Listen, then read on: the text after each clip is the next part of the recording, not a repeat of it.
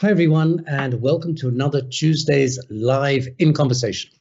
My guest today is a British textile artist, and if you have ever sailed on a Viking ocean ship, then you've probably seen her work exhibited up on the walls of the World Café. Her knitted, crocheted, and embroidered recreations of the food we eat, rendered in bright colors, have a delightful and joyful innocence about them, and are featured in countless magazines and exhibitions around the world.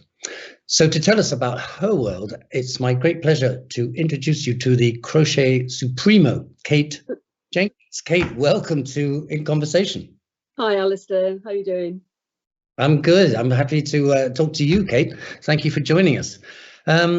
Kate, I suspect that, like most people, when I look at your work, I experience two reactions. One is how ingenious, lifelike and mouth-watering your creations can be. Thank you. How humorous they are, and which for just a moment makes me feel that somehow everything is all right in the world. Good. That's good to hear. Would you describe yourself as a naturally optimistic, glass half full kind of person? Yeah, definitely. I think, especially, I mean, from kind of going from when I first started kind of designing knitwear, I just actually, when I kind of started doing all the art, I just wanted to inject a bit more of my personality into each piece. So I think for the first kind of few years, it was kind of just trial and error. And then as time went on, I guess I kind of put more ideas in, put more humour, and I just kept looking at things and then just kept feeling like it needed an extra oomph of, you know, humour or fun. And it kind of went from there, really. So I just, then it became a bit of a sort of slightly sort of obsessive kind of approach, just to kind of see how I could, you know, tackle an item, a really boring item of food, and make it funny. I don't know, just I guess that's sort of the way my mind works. I just always, you know, looking for things. So I think, as a positive kind of outlook on life, I say I do have, very much so. And you know, things make me laugh, and I know I love it if I make somebody laugh. Like, for example, I'll get up in the morning and I'll post an image on my Instagram feed, and it's just purely like something that'll come, you know, off the top of my head. It's either something I'm working on, or something I've done in the past, or just something to kind of make people kind of put a bit of a smile in their, you know, in their morning. You know, just that's just how I am, really. So yeah. Well, don't, I mean, they are incredibly joyful, and I really mean that. I get a lot of pleasure out of looking at them when I'm on board the ships. Kate, you're down on the south coast of England in Brighton. Yes. And now let me stick my neck out here and make a guess that you're the fact you work so much with seafood is maybe linked to the fact you live by the sea. Would that be correct? Yeah, I think kind of subconsciously, yes. So I'm always kind of, you know, my studio, I'm very lucky. It's about a 2-minute walk to the beach. So I'm in Kent Town, so it's a lot quieter and you know, Brighton. But I think kind of indirectly, I'll see things, and then I'll look at the sea, and then I kind of imagine things, kind of, you know, what's kind of going on underneath the waves, and then I'll go back to the studio and kind of create something, whether it's, I don't know, a crab or sardines, squid, I don't know, anything that I, you know, sort of I fancy making that day. I don't know. I mean, it's just impossible to have this conversation for me not to smile. It's great. I mean, you definitely have a thing about sardines, don't you? I do, and they've become a bit of a trademark. So quite a few years ago, I knitted a fish counter, and I needed to have, so I knitted an actual real life, you know, to scale fish counter, and then I needed in the background to have like sort of things to hang on the wall, and I had this idea with these sardine tins, and then it kind of escalated from there. So I've kind of like become so I as the backdrop for the exhibition, I had all these kind of tins of sardines, and then I started this obsession with kind of trying to find different designs on the tins. So I'd have like a tin of ortes, that's a new one, that's polystrini. So, and I actually eat the contents of those things. So whoever's bought a tin of sardines from me, I can honestly say I have eaten every tin. So actually, tins of sardines can be incredibly beautiful, can't they? There's they all can. I mean, this is one of my favourites. So this is like Ortez. oh, well, look at that. Wonderful. Yeah. What I've noticed about when I was looking at your work for this conversation was somehow that the sardines, or not just sardines, a lot of your work you managed to get expressions and little those sardines they I can tell they look happy sometimes. Well, I try. I mean, it's funny, and then sometimes like a brand will inspire me. So there's a tin called Aber. It's a tin of anchovies.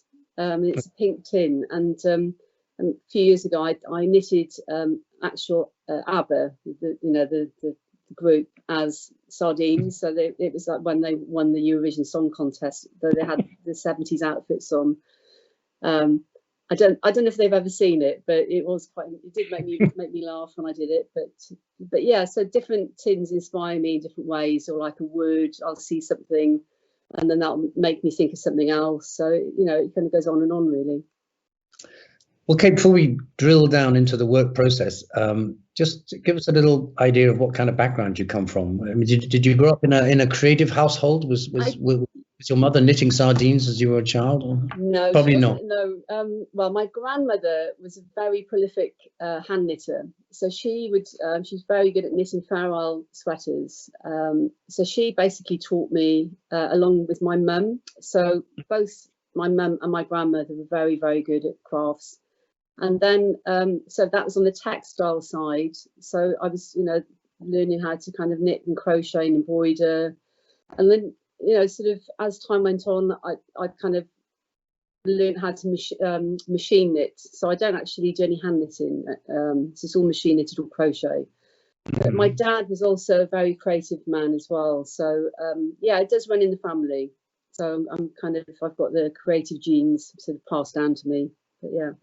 That's nice. And then later you went to college in the town you live in now, in Brighton. I did, yes. And then you worked in the fashion industry as a knitwear designer, is that correct? Yeah, so I did a degree in fashion textiles at Brighton. And then when I graduated, I couldn't get a job. So this was in, 1996. Mm-hmm. So I started freelancing for various companies. And then it kind of went on for quite a long time. I'd sort of design anonymously. So I'd work with different companies. So it'd be my design under a different label. So it'd be coming up with concepts for stitches, stripe, sort of colours, embroidery ideas, anything that, I could kind of design. And then it's quite interesting. I do still love designing fashion. So I still do that now and again for certain companies. Just thinking off the top of my head, I've kind of recently done some work with Bowden, Marks and Spencer's. Right, great. Yeah, so so I still do a little bit of fashion, and I don't think I could ever give that up. But I think art is my kind of, the food and the art aspect of what I do now is where my passion is. So I just love doing it. Well, let's talk a little bit. Let's talk a little bit, Kate, about the process. Yeah. It's been a bit of a learning curve for me, I have to admit. I mean, I obviously know what knitting, crocheting. I have an idea of what it is, but I mean, do you want to just talk us through a little about? Well, do you have a preference? I mean, is one easier than the other? There's something I don't. I'd say the machine knitting is a lot quicker. So okay. That for me is a joy because to actually be able to kind of, because I do have a sketchbook where I sort of draw ideas out, but I never write a pattern. So for me, it's literally like picking up a pencil and drawing. So that's my the way I kind of work with the crochet idea. So the crochet hook is one hook, and then you create a series of different stitches by the way, how many loops you use. And then machine knitting is actual, that's just on a metal flatbed, and it's a hand operated machine. And that, yeah, so as compared to hand knitting, which is a very long process as well. So I suppose with anything, the more you do it, the quicker you get. So for me, hand knitting, it's it just takes so long to do. I kind of I don't have the time to kind of sit there to physically do that. But crochet I'm very quick at. Then obviously the things like the hand embroidery take quite a long time to do, hand finishing things and beading. So yeah, it depends. And are you doing this every day, Kate? I do, yeah. So I usually start about, I don't know, 9:30, 10, and then depends what projects I'm working on. I'll just carry on working till it's done. So I don't really set myself any time like I have to be home at this time, but I do make sure I kind of have some time out in between having breaks and things. So I go down to the beach for a walk, or I'm yeah, most of the time I'm here kind of making and creating. Because you're in your studio right now. I can see all the. Yeah, so this is my paints behind me, my palette. So well, I was thinking earlier on, there is a similarity with painting, and I mean, you pick out colors and you wonder how they're going to work together, and rather than a palette, you have yarns. Yeah. I mean, it is quite interesting because I've noticed when I've so like for example, I knitted an entire bakery a couple of years ago. And to actually get the right colour for I mean, who'd have thought, bread would be really hard to make, to find the colours. So that's a process of kind of combining different coloured yarns together to get the right colour for a loaf of bread. I mean, I've got one here. It's one I made earlier. So this is from the so this. Yeah. That's a mixture of two different colours, the bread. Okay. And then the seeds. This is all hand embroidered. Whoa. So I'll kind of buy a loaf, which seeded batch loaf. I can't remember the exact name of it is. So I'll buy the loaf, and then that'll be on my desk, and then I'll copy it with the embroidery.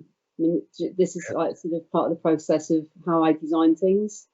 So I don't really kind of draw anything. It's all done from kind of real life, kind of real food, real things. And I mean, we're looking at there's pictures coming up now of something you created in Hong Kong. Yeah. So that was basically the last big installation I did before the pandemic kind of hit everybody. So that was in February last year. And I was over there setting it up with the team I worked with, and then sadly it got kind of it ran for a couple of weeks, but then obviously because of the start of COVID, everything was obviously shut down. But so yeah, it's kind of it's affected lots of people. Okay. I mean. No, I was just going to say, Kate, a question I have to ask you, but you probably get asked it every day. I mean, how long does that piece of bread, how long did that, or that whole loaf of bread, how long did that take you to make that? That would probably take about a day to knit it, I would say. I mean, well, it depends. If it doesn't look right, I'll have to start again. So, I mean, I can't really, that, for example, I didn't time it, but the seeds, I mean, I just kept picking it up and putting it down, and I don't know, I mean, I'd say probably a day to knit it if it's all going well. It doesn't fall off the knitting machine, it's all stitched, it looks good, and then embroidering maybe 2-3 days. So that's each seed's like a hand embroidered technique. So yeah. So you told me, I asked you earlier on how long does it take to do a sardine? Yes. And you said it was most asked question. Yeah. An hour. It's an hour to knit it. It's an hour. An hour for okay. That's great. Well, I was saying to you earlier, because I've been asked so many times and I never time myself. I thought I'd time myself the one, sometimes to see how long it did actually take, and it was an hour from start to finish. So that was like knitting it, stuffing it, and then sequining it. So yeah, quite a few hours. Yes, in each piece, So I think it's great. I mean, where do the materials come from? I mean, where do you source all the yarns behind you and all the sequins from? If you see there's metallic yarns behind me, most of those are from Japan, and then all the lambswool, Yeah. my supply is based in the UK, so I try and use a lot of kind of UK based supplies for kind of yarns. But the sequins, I'd say a lot of them kind of come from India. Beads come from Japan, Far East. Depends. I mean, if I'm looking for a certain colour for something, like the actually, I'll show you just here. So I have a beaded bagel here. So Yeah. this is like a poppy seed. That's from Japan. So that's if you can see it's very small. So it's kind of like a little bit bigger than a real poppy seed, but it's kind of gets, you know, it's a similar effect once it's kind of stitched on. So but yeah, I'm always looking when I have to start traveling again soon, but I'm always looking for different kind of suppliers for you know, for everything and anything. So it's beads, sequins, you know, yarn. I used to go to there's a yarn fair in Florence called Pitti Filati. So they okay, yeah. So they used to, well, I think it started again now, but that used to be twice a year. So they show the latest collection. The spinners from all around the world would exhibit their yarn there. So they would do kind of a spring summer show and an autumn winter show where you could go and buy, you know, the latest collections of colours and yarns and things. So wonderful. So yeah, hopefully I can go. Well, if it's still going next year, you'll be able to go to. Yeah, definitely, yeah. Kate, this is as you know, this is live, and there's people sending in questions. Can I just have a little look to my? Of course, right? See what we got. Mary in San Diego. Hi, Mary. She says, "What inspired you to do this in crochet?" Exclamation marks. Can you tell me some of the types of thread you used? She's actually, I think, referring to one of the artworks on the Viking ships, but can you say so? I mean, the threads are, yeah, what is it? Lambs? I can show Mary. Yeah, do. This is not the right colour, but this is basically one of the types of yarns that I use. So this is lambswool. It's a very fine. It's a 215 count, so it's not like a hand. I mean, you could hand knit with it, but it's very fine. This is the yarns I use to go through a knitting machine. So, right. And then obviously with the finishes on things, the rest of it is sequined. So it'll be knitted first and then hand sequined afterwards. So okay. I hope that's answered the question. Thank you. Emily in Dearborn in the US says your works are amazing. I saw them on the ship while on a trip to Norway. How could I connect with you to follow your work and possibly purchase a piece? Oh, okay. Well, Q website. Okay, so my website is www.katejenkinsstudio.co.uk. Okay. And then if she would like to send me a message, there's a contact page on the website where you can send me a message and then I'll respond immediately. And then obviously I have an Instagram account as well, which unfortunately is not my name. It's KJ Cardigan. So okay.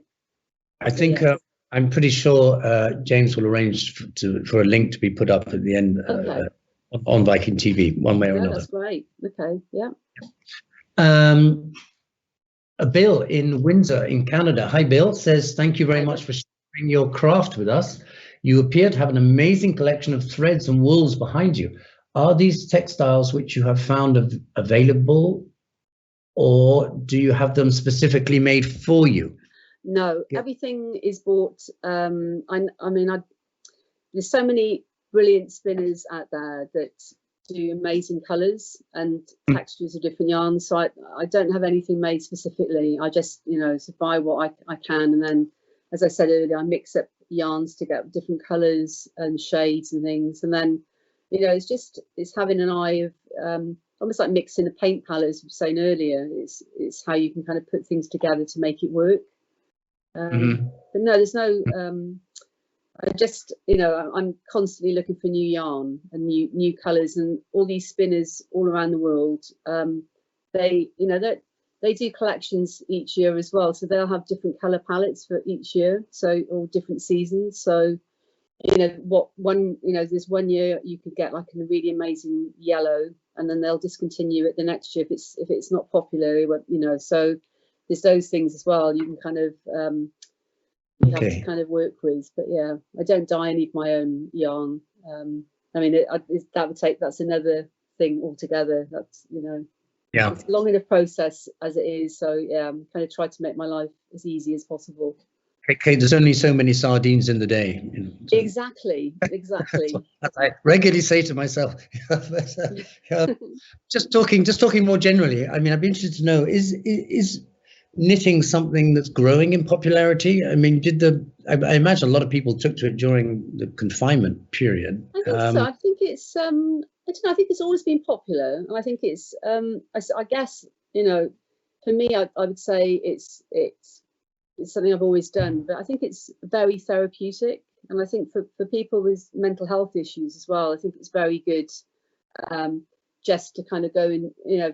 I find myself with you go into a zone where you're just creating, and it's very relaxing, you know. And I can see, you know, the popularity, I guess, during last year's sort of lockdowns and things, you know, people, you know, obviously looking for something to kind of do that doesn't involve kind of watching Netflix or looking at their, you know, their iPhones or whatever. And yeah, I think it's very healthy for your brain as well, you know, because you're kind of creating something, counting stitches, you know, and then very rewarding when you actually see something at the end of it, you know, whether it's like I don't know, a cardigan or a scarf, or, you know, anything, you know, anybody can make, you know, something.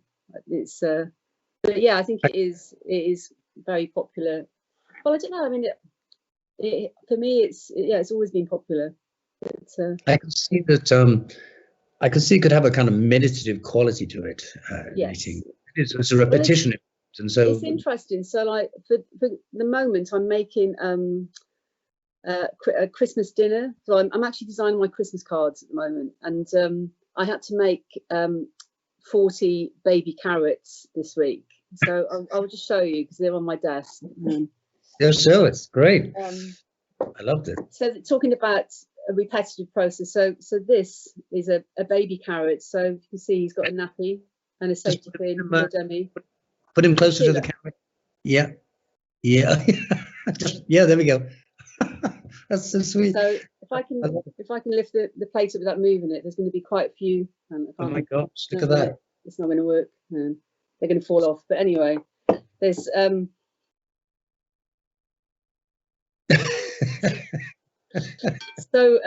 so I found that very therapeutic, actually making them. Yeah.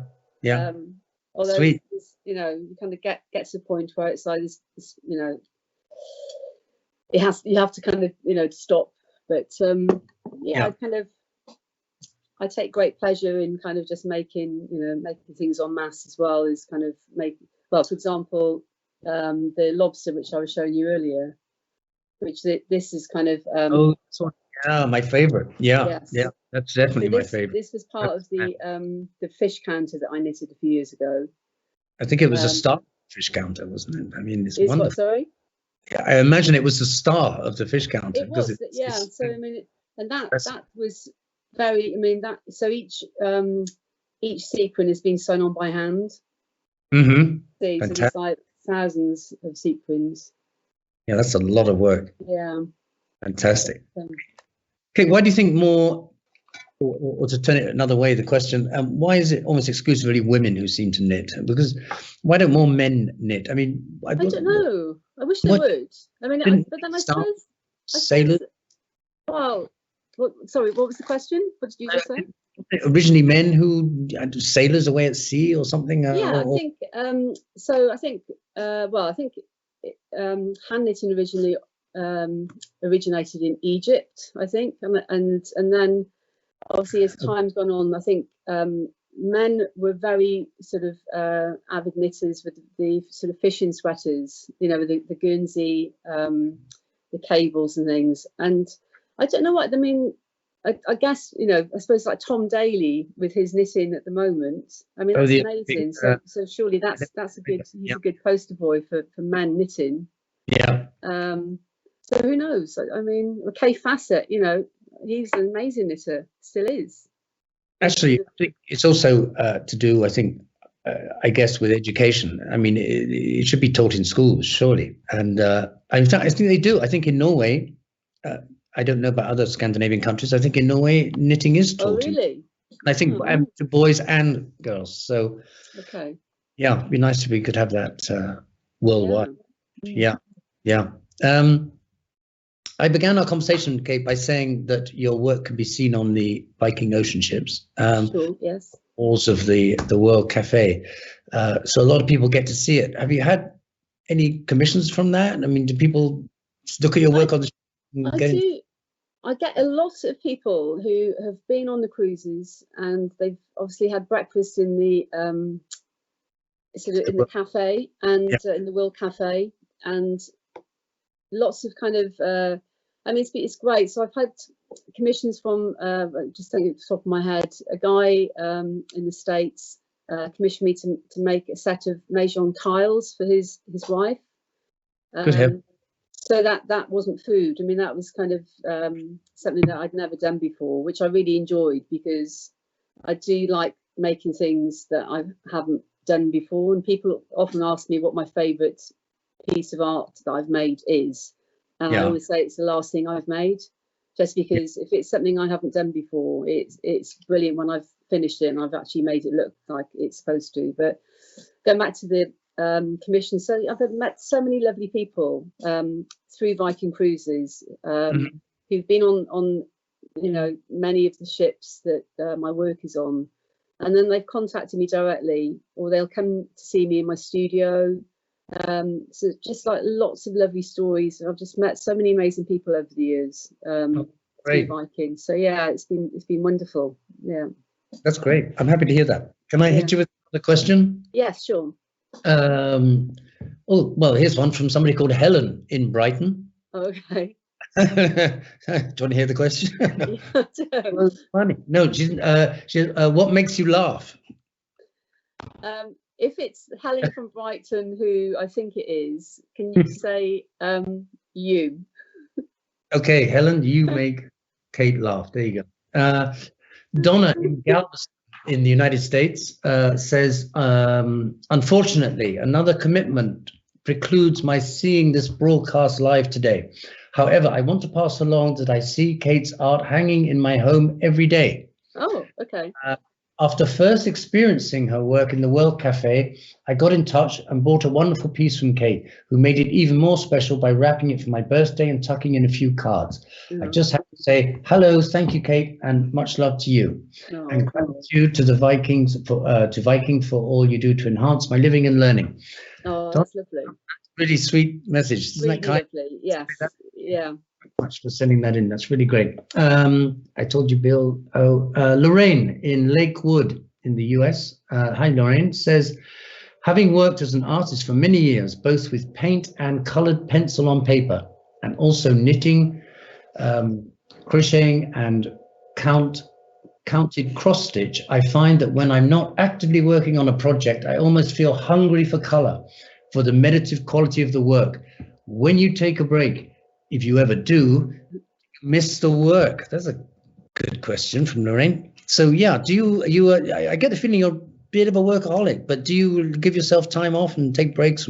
I do, but I'm constantly looking for new ideas. So even if I'm not in the studio, I'll be looking at something that will spark off an idea. So if it's I go on holiday, the first place I'll go to, abroad, for example, I'll go to the supermarket and have a look at what the packaging is in, you know, whatever supermarket. So I think off the top of my head, the last one I went to was in Thailand. So I came back with lots of tins of like spicy mackerel and just like just interesting packaging. So some of it I didn't know what was in it, but you know, right. I'm constantly looking. So yeah, I never really switch off. So you are, I mean, would you describe yourself as a traveler? Do you? I think so. I mean, I think it really inspires me to see different cultures, and I really love the fact that, you know, the world is just, it's just such an incredible place, and there's so much that I haven't seen yet, which, you know, I just love going to new countries I've never been to and just getting totally blown away by, you know, seeing the way a food market is, or you know, just different kind of, I just love the cultural differences around the world. I mean, it's just amazing. Yeah. Yep. No, that's one of the great joys of travel. Definitely. Exactly. Yeah. Yeah. And when, okay, here's the question: when you travel, do you take a pair of needles and a ball of yarn with you and knit in pub? I mean, do you knit on planes and on trains? No, never. Never. Oh, I just wow. can't do it. I don't know. I think because I'm a bit sort of, I am a bit of a perfectionist. So for me, I need, if I'm working, I need my desk, I need my iron, I need everything in front of me. And yeah, for me, knitting on a plane, I just couldn't do it. And I kind of, you know, I suppose that's my switching off time. You know, I always have a sketchbook with me, so I will take notes and things, take photographs. But yeah, I'm not a knitter on public transport. I know from experience that not from my own experience, but it's people will almost always talk to you if you're knitting. People will say, "Well, what are you knitting?" Yeah, what are you making? How difficult is it, and what are you making? Yeah, exactly. But I can understand you probably like to have a little time away from knitting. Yeah. Good. What are you working on right now? Well, I'm planning a few things. So obviously, I said earlier I'm doing my Christmas idea. So at the moment, I'm making these. So these are mince pies in disguise. That's so sweet. I love them. Yeah. So these are going to be used for a shoot. So that's happening on Thursday, and then obviously I've got to make a new Christmas dinner. So I've just come up with this today. Well, the last sort of couple of days, a mussel sprout. It's come alive. It's a mussel sprout. Yeah, I love it. Obviously the turkey drumstick, and then cauliflower. Gravy and peas. Yeah, excellent. And this I'm really happy about. So I've just managed to work out how to make a roast potato, which I've never done before. Like sort of that's your first potato, okay. And a parsnip. Oh, it's lovely. No, I tell you, trying to keep a straight face but not succeeding. No, it's going to be brilliant. I think. Yeah. And then I suppose sort of exhibition wise, I'm working on a few things for next year. So hopefully, touch wood, I'll be doing a show in New York in the spring for next year. I can't say too much about it yet, but that's sort of in the pipeline. And then I'm going to do a show in Brighton, probably August of next year, which I haven't done for many years, but been invited to do a sort of a solo show. So fantastic. Yeah. Well so I'm not going to say too much about it yet, but yeah, it's quite exciting. So yeah, well, I hope. And it's not fish. It's not fish. No. Oh. Okay, well, we'll hold our breath. Yeah. Wait. Yeah. Okay. I got one last, I think it's the last message for you from Catherine. Catherine doesn't say where she comes from. Your lobster is absolutely beautiful and your carrots are so cute. Traditionally, the mother hands down cooking and sewing from many years gone by. Thank you for your clever art. Yeah, isn't that nice? That's very sweet. Thank you. Sweet. Lovely. Thank you, Catherine. Kate, allotted time of I was going to try and measure it in sardines, but I you can't. Okay. It's too complicated. But thank you so much for joining us. Thank you for inviting me. It's been a pleasure. I've loved it. So for me, and you put a smile on my face. Good. And you put a smile on quite a few other people's faces too. Excellent. Did I see more questions drop in? Just one second. I'm just checking. I like to ask all the questions. Oh yeah, Andrea in Silver Spring in the US. Yeah.